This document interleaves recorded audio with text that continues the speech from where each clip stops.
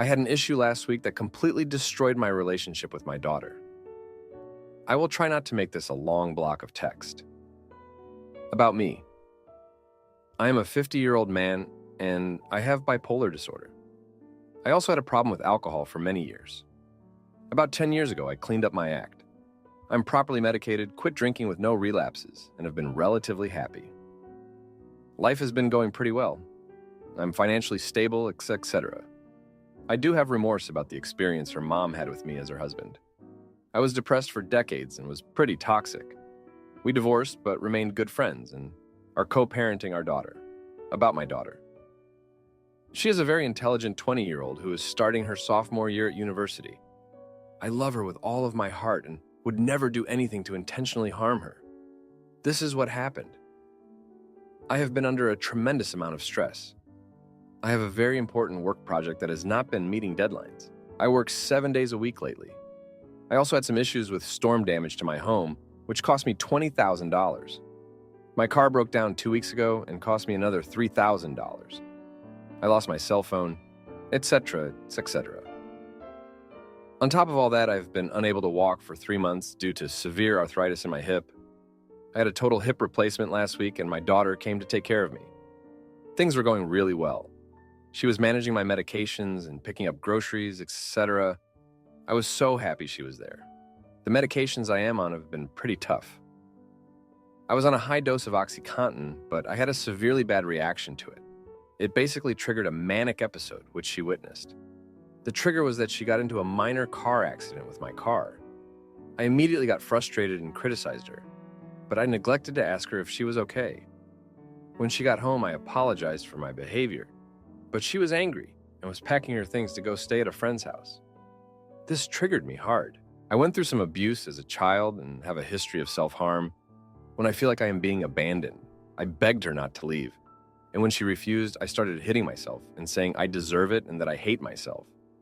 Please note that I have no control over my emotions when this happens, which is rare. It is incredibly complicated, and even with years of therapy, I struggle sometimes.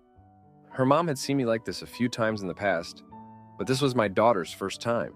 It scared her, and she called the police to drive her to her friend's house. I then panicked and started sending apologetic text messages to her mom, and her stepdad. I hurt them all and felt awful. Her mom told me that she will no longer speak with me and will be protecting our daughter from me.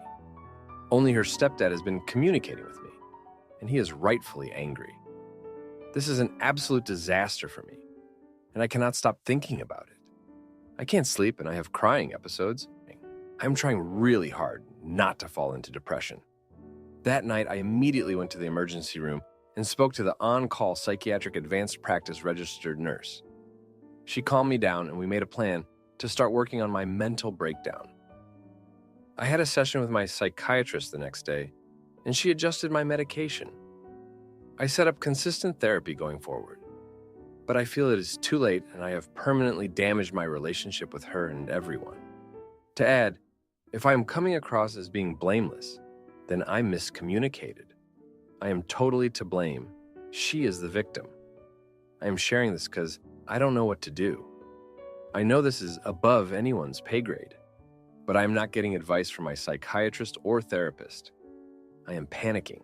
I am looking for some feedback on this situation that may either confirm my fears or give me some hope. I have written a letter to all of them, expressing my remorse, apologizing profusely, taking responsibility and not making excuses, and explaining my plan to get more help. I have not sent it yet because I wanted to put some time in between. I am desperate and don't know how I could possibly continue on, knowing that I might never see her again. I mentioned earlier that I was abused as a kid, and my parents are toxic. She had a conflict with my family 5 years ago, and I promised her she would never have to see them again. Now it is me that is toxic, and she has blocked me from all contact. I am only a week out of surgery and no longer taking any painkillers, so I am in a lot of pain and it is not helping me think clearly.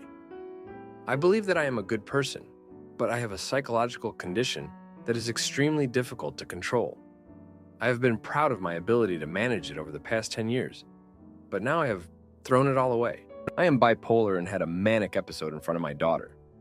She witnessed erratic behavior and self-harm.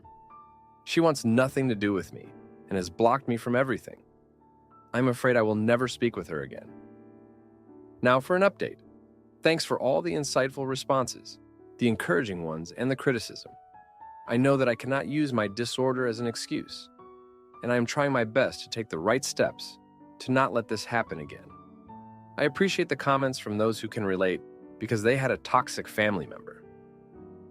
I also appreciate those who look at this as me being manipulative and using guilt to get what I want. Maybe there is some truth to that, as I suffered my own abuse from my parents and learned negative ways to deal with things. I also feel bad for those who have had to deal with someone who is bipolar. We are not easy to be with, that is for sure. I understand any negative feelings towards me because of this. Now, for a few comments before the update. Comment 1. Stop thinking of harassing them with your guilt. Get your situation sorted and reach out after. Right now, this whole post, while not lacking accountability, is all woe is me, while talking about all the trouble your daughter was doing for you and you treated her horribly. You want to emotionally dump on her, be forgiven and comforted for your mistakes. But that is horribly selfish of you. You are only going to make things worse while you are in a state of mind that can't see past your own nose. Once you can genuinely empathize and have some actionable steps to show that you are actually contrite and committed to keeping yourself under control, then you should try to apologize again. No one has advice for you because this isn't the kind of thing that has a solution. You can't make this right. There are a limited number of opportunities your daughter is going to give you to hurt her like this. And no one wants to be the one to tell you that this may have been your last chance. She deserves to live a life without fear. You don't deserve forgiveness. Sucks. But her living a healthy, stable life is more important than your desire to have a relationship with her. Comment 2. It is very common when we have setbacks like this to think it has undone all our progress. So what's the point? Just burn it all down. This is not the case. Things are very fresh right now for everyone. But just because it cannot be fixed right now doesn't mean it can't be fixed ever. I think not sending that letter right now is a really good call. It is easy when you are in a panic to want to fix everything immediately. But that isn't how it works. And in your rational mind, you know this. Right now, you need to focus on recovering from your surgery. That is your only job. Your daughter isn't going anywhere. The best thing for your relationship with her right now is to give her some space and let her heal from the trauma of seeing you in such a terrible state. That was really scary for her, and she needs to be able to process that in her own time and her own way, and without your input right now. Focus on healing your body and your mind. The rest can come later. Now for the update. Hey everyone, thanks for sticking with me through this. A lot has happened since my last post. After my daughter left, I was in a really dark place. I was barely sleeping, and when I did, it was only for a couple of hours at a time. I was constantly replaying the incident in my head, thinking about how I could have handled things differently. I was desperate to make things right, but I knew I had to give her space. Her stepdad was the only one who would talk to me, and even those conversations were strained. He made it clear that my daughter needed time to process everything. About a week after the incident, I received a call from my boss. He noticed my work performance had been slipping, and he was concerned. I explained the situation to him, and he was surprisingly understanding. He suggested I take some time off to focus on my mental health and recovery from surgery. I was hesitant at first, but I knew he was right. I needed to get myself together before I could even think about repairing my relationship with my daughter. During my time off, I threw myself into therapy. I had sessions with my psychiatrist and therapist multiple times a week. We worked on coping mechanisms for my bipolar disorder and strategies to manage my stress. I also attended a support group for people with bipolar disorder, which was incredibly helpful. Hearing others' stories and knowing I wasn't alone made a huge difference. One day, about 3 weeks after the incident, I received an unexpected call from my daughter. She was still angry and hurt, but she wanted to talk. She told me she had been seeing a therapist as well, and they had encouraged her to reach out to me. We had a long, emotional conversation where I apologized again and explained the steps I was taking to get better. She didn't forgive me right away, but it was a start. A few days later, her stepdad called me. He wanted to meet in person to discuss this situation. I was nervous, but I agreed. We met at a coffee shop, and he laid everything out on the table. He told me that my daughter was still scared and unsure if she could trust me. He also mentioned that her mom was still very upset and didn't want me to have any contact with our daughter. However, he saw that I was genuinely trying to change and wanted to help me rebuild my relationship with her. We came up with a plan. I would continue my therapy and work on my mental health. In the meantime, I would write letters to my daughter, which her stepdad would read first. If he felt they were appropriate, he would pass them on to her. This way, I could communicate with her without overwhelming her.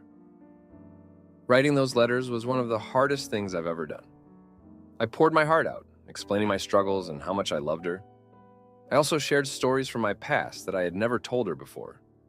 I wanted her to understand why I reacted the way I did and how much I regretted it.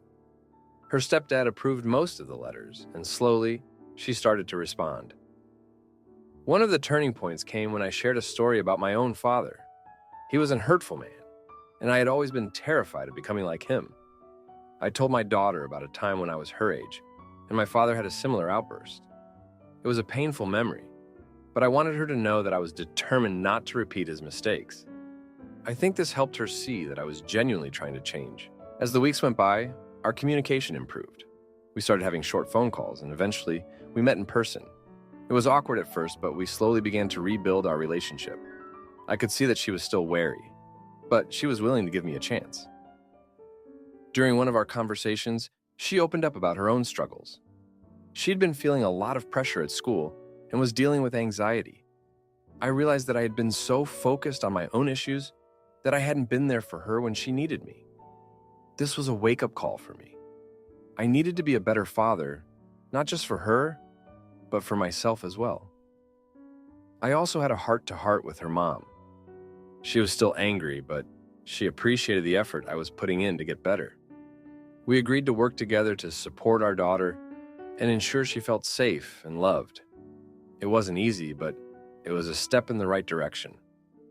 Throughout this process, I learned a lot about myself and my family. I realized that my actions had a ripple effect on everyone around me. I needed to take responsibility for my behavior and work on being a better person. It wasn't just about managing my bipolar disorder. It was about being present and supportive for the people I loved. As I continue on this journey, I know there will be ups and downs, but I'm committed to making things right and being the best father I can be. I still have a long way to go, but I'm hopeful that with time and effort, I can rebuild the trust I've lost. Thanks for reading. Aita for suggesting therapy. After my husband accused me of cheating with my own body, my husband, 30-year-old male, has been accusing me of things I didn't do on and off our whole relationship and marriage. We've been together for almost 8 years total, and married for 5 and have 2 kids together, a 7-year-old daughter and a 4-year-old daughter. At first, I thought that he was just a skeptical person and thought that eventually he would realize he could trust me, especially after we got off drugs. I thought that was causing it too. At some points, it felt like he was actually starting to. Then he would blow up out of nowhere. It has never truly gotten better. Things he accuses me of range from cheating, lying, manipulating, sneaking people into the house, messing with his tools, stealing his Zaza. We have a security camera at our doorbell, by our garage, and in our backyard. This surprisingly does nothing to help his paranoia because he accuses me of deleting videos from that too. I have asked him to get cameras on the inside of the house too, so that he can check in while he's at work. I'm just trying to help him feel more comfortable. He said I would mess with those too. So it's a waste of money in his eyes. I've never cheated on him. I don't want to. And with 2 kids and me working from home, I would never have the time to. I mostly get grocery orders, so I don't leave the house that often. He has my location and it's on 24/7. Our house will creak at night, and he has said before that I have hidden someone in the attic. I told him to go check if he really feels that way. A window screen looked a little out of place, and he said someone must have snuck into the window. It was right by our backyard security camera. It was the window to our daughter's room. He asked her if someone came through the window, and she said no. He then said to me that I must have made her lie for me. About the Zaza, I told him, if he really thinks I'm stealing it, then to weigh his jar every time before and after he loads a bowl and take a picture of it on his phone so that there will be no confusion. He smokes a lot, so I think that he doesn't realize how much he goes through sometimes. He has stated that my vaginal discharge is someone else's finish.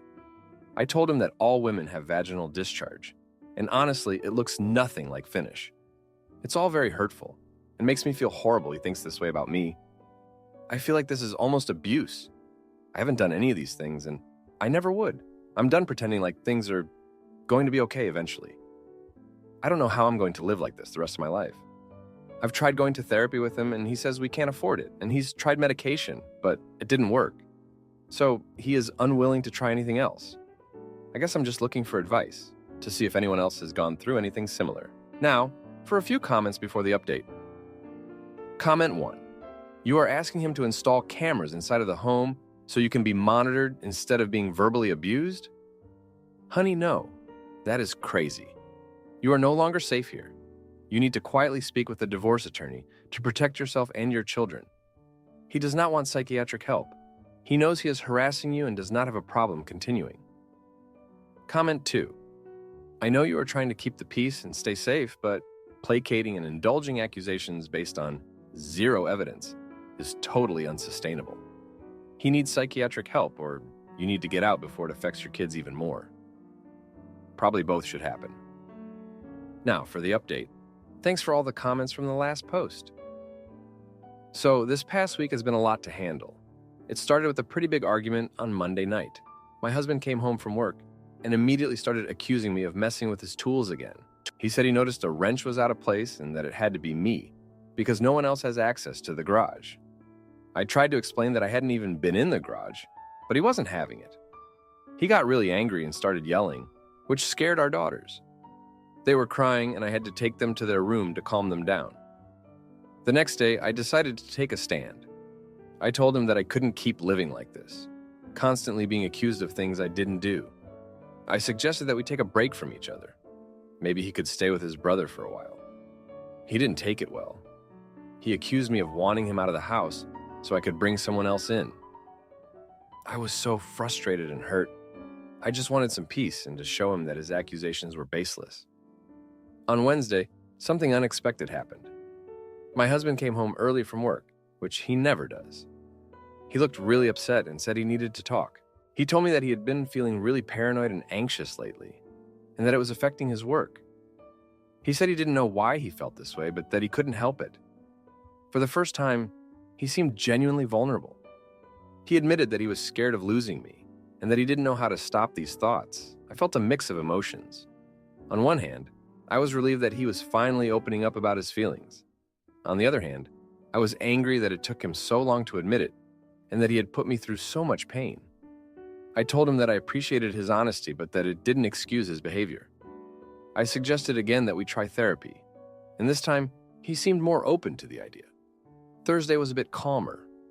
We didn't have any major arguments, but there was still a lot of tension. I could tell he was trying to make an effort, but it was hard for me to trust that things would change. I spent a lot of time thinking about our relationship and whether it was worth saving. I love him, but I don't know if I can keep living like this. On Friday, we had a small breakthrough. My husband came home with a bouquet of flowers and apologized for everything. He said he wanted to make things right and that he was willing to try therapy again. We had a long talk about our relationship and what we both needed to feel secure and happy. It was the first time in a long time that we had a real conversation without any accusations or anger. Over the weekend, we spent a lot of time together as a family. We took the girls to the park and had a picnic. It was nice to have a break from all the drama and just enjoy each other's company. My husband seemed more relaxed, and I could see that he was making an effort to be more present and involved. But then, on Sunday night, things took a turn. My husband found a text message on my phone from an old friend. It was completely innocent, just catching up, but he immediately jumped to conclusions. He accused me of hiding things from him and started yelling again. I was so tired of the constant accusations. I told him that I couldn't do this anymore and that I needed some space. He stormed out of the house and didn't come back until late at night. When he did, he was drunk and started apologizing profusely. He said he didn't know why he acted the way he did and that he was scared of losing me. I told him that I needed him to get help. not just for our relationship, but for himself. He agreed and said he would call a therapist the next day. This week has been pretty hard on us of emotions. I've seen a side of my husband that I haven't seen before, and it's made me realize that he has a lot of unresolved issues. I don't know what the future holds for us, but I'm hopeful that therapy will help him work through his problems. I love him, but I can't keep living like this. I need him to get better, not just for our relationship, but for himself and our daughters. Looking back, I can see that a lot of his behavior stems from his own insecurities and fears. He's always been a bit paranoid, but seems to have gotten worse over the years. I think a lot of it has to do with his childhood. He grew up in a very unstable environment, with parents who were constantly fighting and accusing each other of things. I think he's carried a lot of that trauma into our relationship, and it's something he needs to work through. I've also realized that I need to take care of myself. I've been so focused on trying to help him and make him feel secure that I've neglected my own needs. I need to set boundaries and make sure that I'm not sacrificing my own well-being for the sake of our relationship. It's going to be a long and difficult journey, but I'm hopeful that we can get through it together. Thanks for reading. Aita for postponing my wedding to focus on my mental health and being called selfish. By my fiancé. My fiancé has always been very sensitive, insecure, and had anger problems. For the first 8 months of our relationship, I was head over heels in love with her, wanting to spend all my time with her. We would fight, usually over minor things, and these fights almost always made it seem like she was going to leave me. So I stopped arguing and would beg that she wouldn't leave. I would get the silent treatment, and she would say she wants space, then get mad if I gave her space. We stuck through it. I am always calm for the most part when we argue. I never insult her or say mean or cruel things. Let's just say she's the opposite. Anyways, those first 8 months, I didn't care about any of that. I just wanted to love her and have her love me. We got engaged after 6 months. I know that's very quick, but it doesn't feel that way at all. She asked if I would support her while she planned the wedding. She didn't want to work while planning the wedding, so she could focus on that. She said it would also allow me to focus on my work and continue my degree. I agreed because her expenses are pretty low. I had an unplanned job change, I got fired, and our financial situation took a hit as it took a while for me to find another job. I did find a very secure job. She was not working during this time. Fast forward to May, we had 2 huge fights, one of which was about buying a house for her family. They live in Cambodia. I had stupidly said we could early on in our relationship because I thought it was one of those conversations that was more theoretical and not setting a definitive goal. Well, the argument got to the point that she was yelling at me and saying if I didn't keep my promise, she would leave me. I was devastated to hear this as I always thought she was my soulmate and would never leave me. I immediately begged her to stay with me and said as long as we can afford it, we can get her family a house. The next argument about a week later was when we were on a video call. I asked her to mute because there was a lot of noise and I was in the waiting room at a doctor's office. The video call app we use doesn't let you turn the volume off. I figured it wasn't a big deal since we weren't talking, and she was playing a very loud video on her tablet. I missed my doctor's appointment because she hung up and wasn't responding. So I went to my car and she answered and was yelling at me, saying I don't love her and that it's so hurtful to say that she's being loud, which I never said. She said that we were done. I begged her and cried. She said fine, but I better be careful because if she doesn't get treated right, she will cancel everything until the day of the wedding. So after these fights, things changed for me, and I changed too. I was unintentionally distant and cold and disengaged. I was trying to move past these fights, but I haven't been able to. We've had many arguments since. I have stopped begging her to stay. I don't chase her if she walks away during an argument. I stand up for myself. She tells me she feels guilty and wants to work on these issues, but she always seems dismissive when I try to talk about it. Or she gets defensive, or she starts crying. These fights, school, work, and the wedding, have been so draining for me. I don't feel anything. I'm in no way excited for the wedding, which is next week. I started seeing a therapist as I've been feeling depressed, and my anxiety is at a critical level. I've been seeing one for about 3 weeks, and I kept it a secret from everyone. Yesterday I told her, and she immediately asked me what I said and if the therapist said we need to break up. I told her that I was honest and that the therapist suggested postponing the wedding to work on our relationship and work on getting me to feel better. Also, that we set goals for each of us to achieve before the wedding. I laid this all out for her, and she was mad and felt betrayed that I didn't tell her. I told her it's something I didn't know if I would stick with or not, and I'm self-conscious about it. She was still mad and told me if I postpone the wedding, she will never marry me and we'll break up. I said I want to marry her and love her, but I feel right now we need to fix our relationship, and I don't want to have to pretend to be happy at the wedding. I told her I'm very unhappy all the time and I feel empty. She wouldn't reconsider. Then she was crying because she made me sick, and she felt bad. I sort of lost my cool and told her if she really felt bad, she wouldn't continue doing this stuff. She was crying and begging me, and I felt really bad. So I said I would still marry her. I've thought about it a lot, and I really don't feel right at getting married now, with the state of our relationship and my current mental health.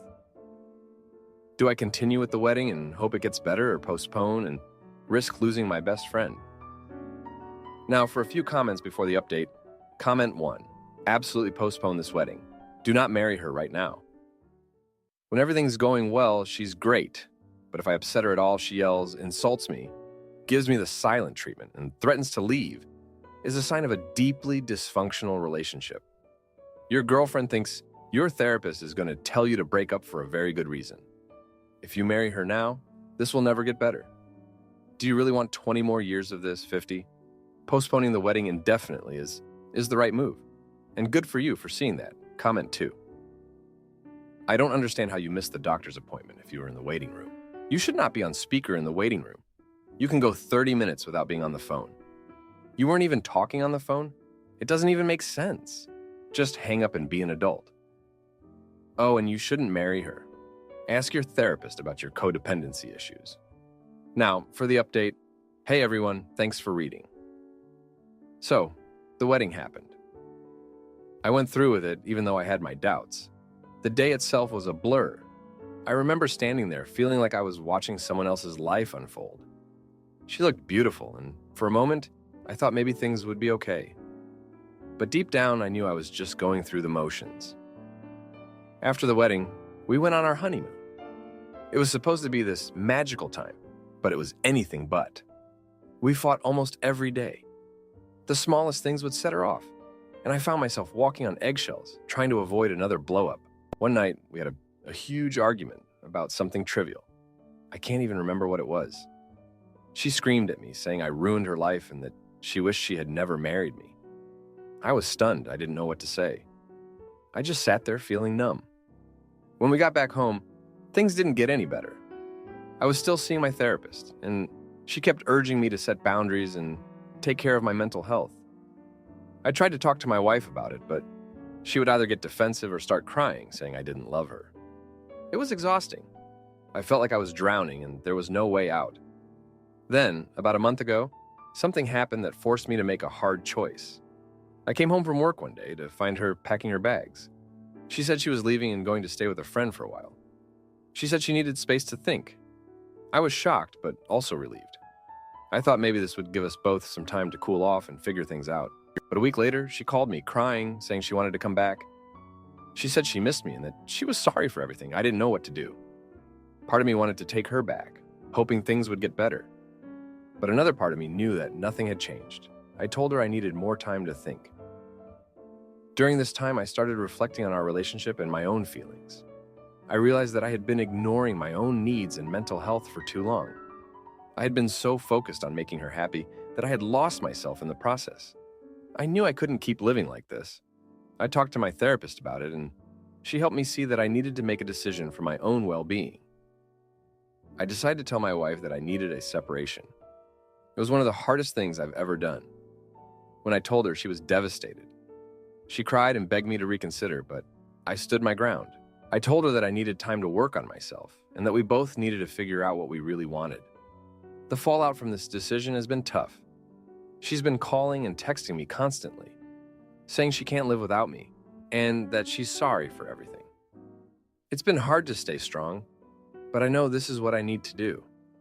I've been focusing on my therapy and trying to rebuild my life. It's been a slow process, but I feel like I'm starting to find myself again. Looking back, I realized that a lot of our issues stemmed from our pasts. She had a difficult childhood, and I think that's why she's so insecure and has such a hard time trusting people. I grew up in a stable, loving family, and I think that's why I was so desperate to make things work. I wanted to recreate that stability and love in my own life, but I was going about it the wrong way. I remember a conversation we had early in our relationship. She told me about her parents' tumultuous marriage and how it had affected her. She said she was terrified of ending up like them. I think that's why she was so controlling and demanding. She was trying to avoid the same fate, but in doing so, she was pushing me away. As for me, I think I was trying to prove something to myself. I wanted to show that I could make a relationship work, no matter what. I was so focused on that goal that I ignored all the red flags and warning signs.